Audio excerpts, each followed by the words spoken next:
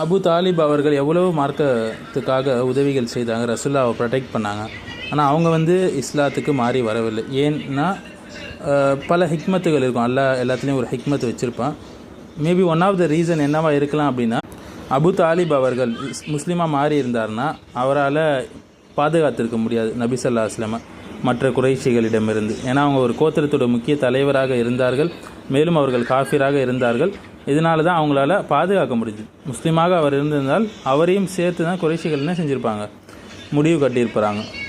இது ஒரு ஹிக்மத்தாக இருக்கலாம்.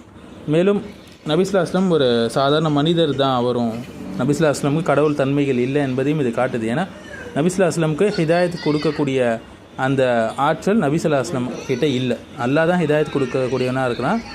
அவன் யாருக்கு நாடுறானோ அவனுக்கு ஹிதாயத் கொடுக்குறான். ஏன்னா சில முஸ்லீம் குரூப்புகள் நபி ஸல்லல்லாஹு அலைஹி வஸல்லம் கடவுள் ரேஞ்சி கொண்டு போயிட்டாங்க. அல்லாஹ் பாதுகாக்கணும்.